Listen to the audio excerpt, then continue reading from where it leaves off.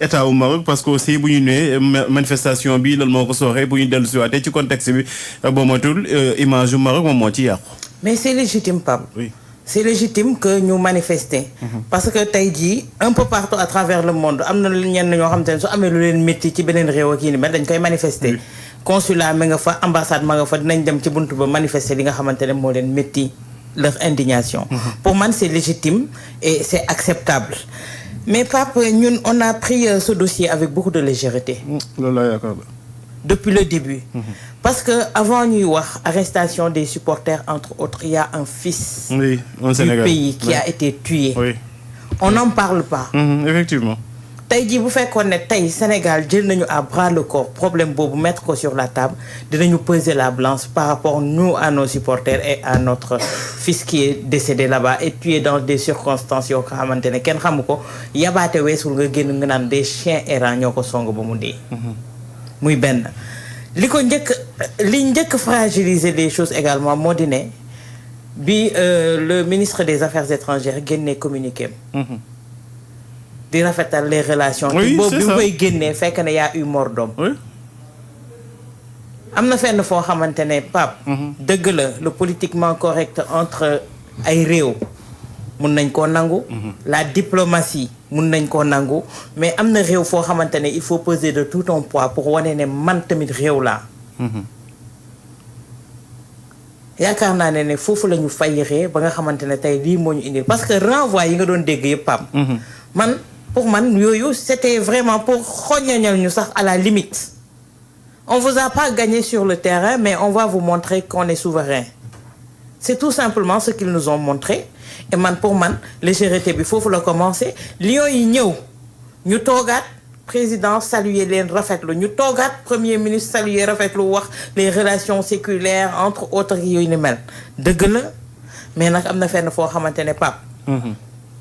say intérêt ak sauvegarder sa dignité daf lay jaral tey jii nga défendre li nga xamante ne moom moo di sa drapeau mais nga défendre li nga xamante ne moom moo di sa ay doomu réew.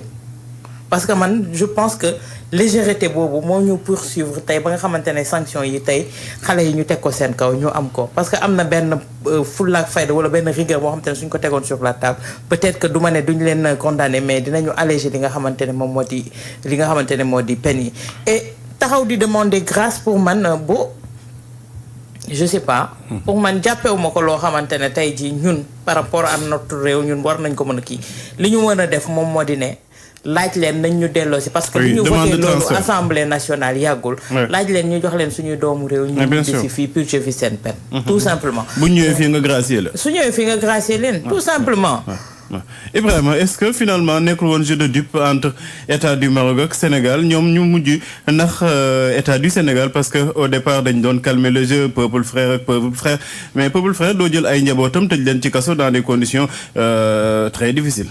non xam nga c'est pas un jeu de dupe sax dafa am Moustapha contexte bi mu doon wax mooy que Maroc dafa organiser non seulement pour avoir des infrastructures mais pour avoir benn visibilité et aussi pour gagner et préparer la Coupe du Monde. mais da nga koy def aussi en lien avec situation boo xam ne dafa xewoon foofu mooy les manifestations de la Gen Z. la Gen Z mooy ñi nga xam ne ñoom ñoo daaneel le régime génération Z ñoo daaneel le régime à Madagascar ak beneen dëkk fële en je crois en Asie. donc Maroc yaakaaroon ci loolu pour calmer la situation pour détourner un peu les esprits léegi li xew maintenant li xew bi mu xewee malheureusement il y a eu 18 de nos compatriotes qui ont été incarcérés dans les prisons marocaines parce que ñoom jàpp nañ ne ils ont commis des actes de hooliganisme ak yu demee noonu donc daan leen ay daan yoo xam ne man j'ai vu un journal marocain qui a dit que effectivement il y a des jeunes marocains yu ñu jàppoon qui ont commis des actes similaires qui ont été encore plus lourdement condamnés même que les Sénégalais. Bon, ils ont trouvé que le juge a été beaucoup plus clément avec les supporters du Sénégal. Mais l'un dans l'autre. Man, je l'ai dit, je l'ai écrit, def naa ko sax une chronique de benn lundi Walf Quotidien en disant que fi mu ne nii lenn rek moom moo ñu régler mbir mi mooy wàllum diplomatie te je crois que suñu autorités yi foofu lañ teg seen tànk ba Ousmane Sonko boo ko déggee nee na man def naa li ma war a def parce que moom déplacé wu na dem ba foofu. et je crois que c'était prévu avant wala dañ ko avancé en tout cas la date n'était pas fortuite donc moom dem na ba foofu le ministre des affaires étrangères du ñàkk ne mi ngi def li mu war a def donc wax na ko le président Bassirou Diomaye Faye def na li mu war a def c'est ce que le premier ministre a dit et je crois que sauf démenti quelque part le président Bassirou Diomaye Faye a écrit une lettre au roi pour demander une grâce donc foofu la mbir mi toll actuellement nii nekkatuñu ci ay jeu de je ne sais quoi dañoo am des supporters sénégalais yoo xam ne qui sont incarcérés dans des prisons d'un pays étranger mais qui est souverain qui a une souveraineté ñun dans le pays là ñun on n'accepte jamais chaque jour ñu critiquer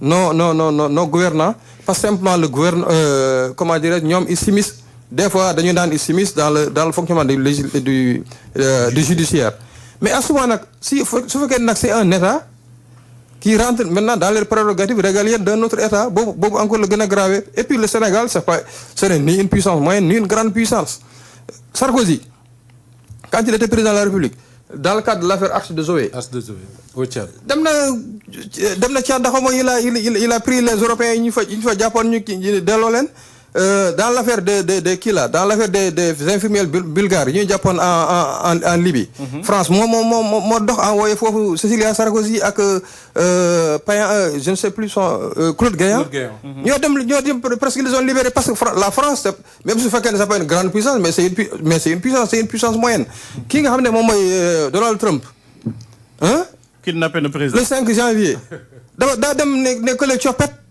Maduro yóbbu comprendre nga démb Ousmane Sonko wax na ko effectivement nee na léegi lan lañ bëgg ñun mënuñu jël ay bazooka dem di fusiller Maroc man lan gars yi yéen lan ngeen yaakaaroon ma dem rek garer sama avion dem jël les prisonniers sénégalais là ñu dugal leen dans le kii non loolu bu nekk on a affaire avec un état souverain te xam nga li ci gën a kii mooy li gën a compliquer la situation mooy la relation bi ñuy wax noonu la relation entre le Sénégal et le Maroc effectivement quiconque a une fois voyagé sur le Maroc xam nga ne la relation bi ñuy wax entre le Sénégal et le Maroc existe man voyagé naa fii ànd ak ay Mauritanie ak Maroc frontière lañ kii mais ñoom dañu wut visa ñoom bu ñu amulee visa mënuñu dugg Maroc ñun dañ fay dugg comme on le veut dem fu ñu neex na dem Fès dem fu ñu neex te amuñu ci benn problème donc relation boobu c'est une relation qu'il faut préserver ensuite on a une forte communauté boo xam ne préserver cette relation à quel prix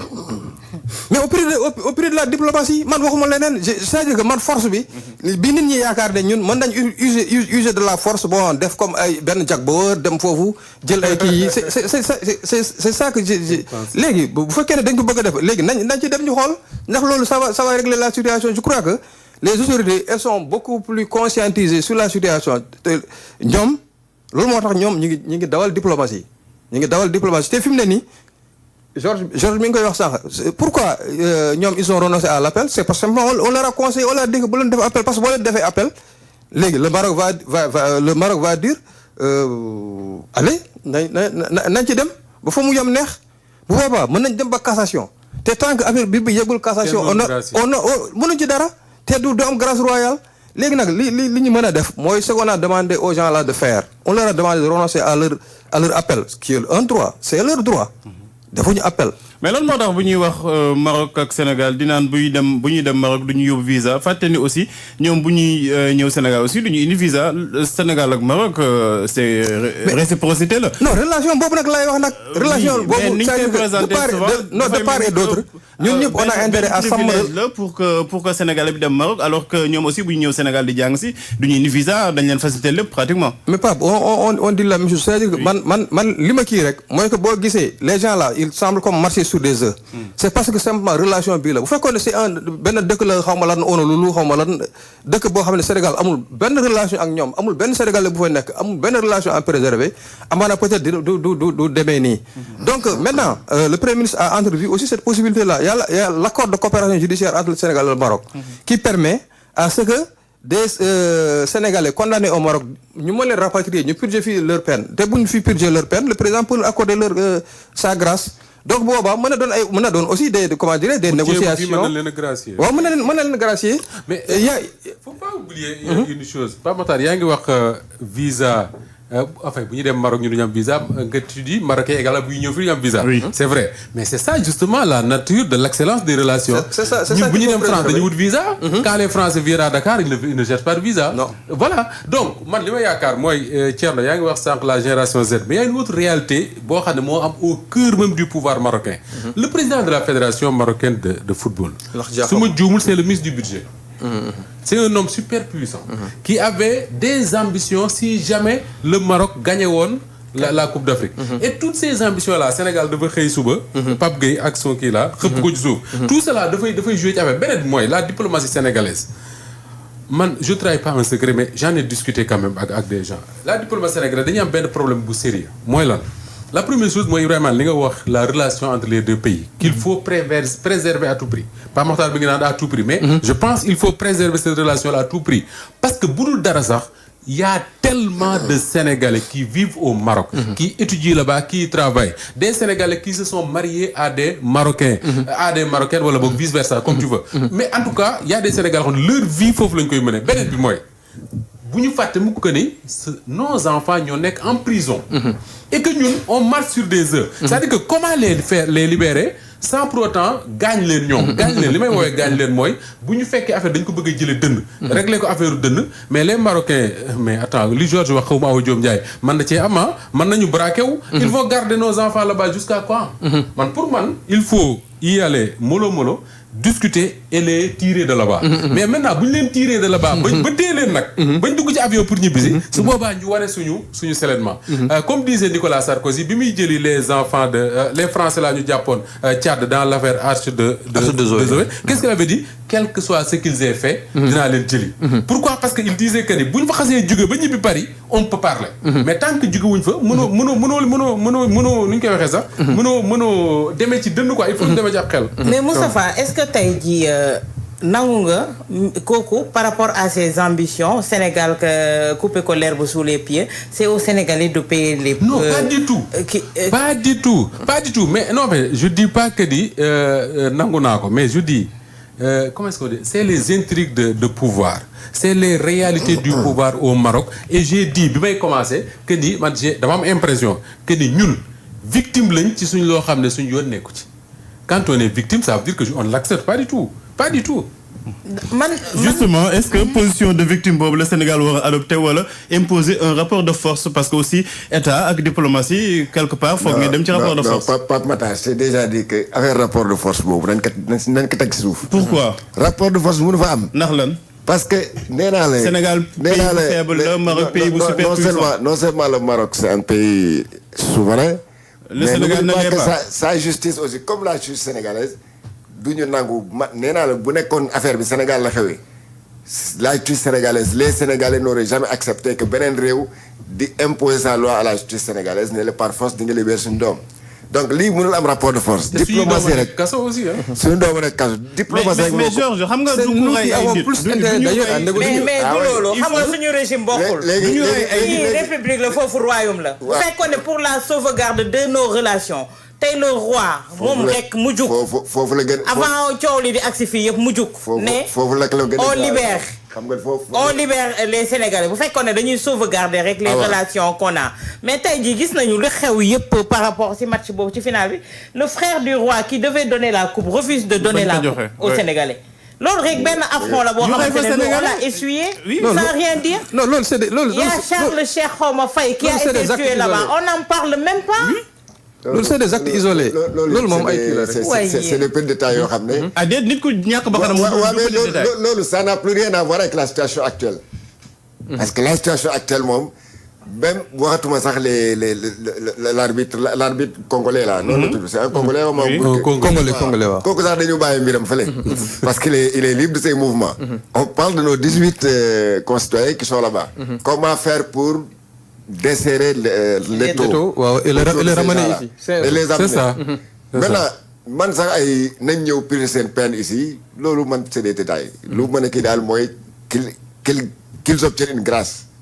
Georges bu ñu nekkoon ci position de joxe grâce est-ce que duñu woon abandonner les charges dès le départ. Non, ça n'a rien à voir. Si, parce que le procureur, il dépend du gouvernement. Non, mais Pape, dafa am lu joueur di wax c'est-à-dire que en fait je suis désolé parce que ay doomu Sénégal ñoo nekk kaso. Il y a des choses yoo xam ne tu peux pas t'autoriser à mettre ça sur la place publique. Man li Awa Diom Ndiaye wax sànq départ ba fee dama cee d'accord mais xam nga ban problème la bu fekkoon ne ay doomu Sénégal nekkuñu dans les geôles marocaines comme on dit là. su boobaa mën nañu tenir beneen discours. mais bu ñu fàtte mukk ne ay doomi Sénégal la ñu privé de liberté. Et que la priorité des priorités mooy ñu génn entre les mains de la justice marocaine. Et wax naa ko dinaa ko répété waat y a des réalités actuelles du pouvoir au Maroc. boo xam ne Ibrahima wax na ko sànq nit ñi demoon nañ ba yaakaar ne sax ne la royauté est menacée là-bas. Pourquoi? Parce que y avait les manifestations de jeunes qui ont fait tomber un pouvoir à Madagascar ak feneen ak feneen. Et que tey jii même l'état de santé du roi. Bon bëgguma dugg ci yenn kii. y a tellement de choses qui entrent en jeu dans cette affaire là. que ni li gën pour man mooy bañ ci demee dënn. bis bu ñu jëlee xale yi bale leen ceex ba indi leen Dakar su boobaa nag ñu wax. non fi mu nekk y a plus de rapports de force qui tiennent parce que la messe est dite. condamné nañ leen. le plus important moo di ne signé na voté nañ ko à l'Assemblée nationale. entré na en vigueur nañ jël suñuy ay doom cëppeel ñu ko. wax ji jeex. après bu boobaa nag loolu mën naa ne. mais li gën sax mooy voir la diplomatie comment ça fonctionne. li gën sax mooy ñu am grâce royale rek bu ñu amee grâce royale bu boobaa du jar sax ñu leen di indi loolu la ñuy ñaan. grâce royale bi daal mooy. grâce royale bi vraiment ça c'est. et j'imagine jusqu'à plus ample informé que le Sénégal a introduit une demande de grâce auprès du roi te bu loolu moom ça se passe entre chefs d'État. Ça se passe entre les présidents Diomaye et Mohamed VI. Donc voilà. loolu ça ne se discute pas sur la place publique. Non. moo tax ma ne la c'est pas du pression.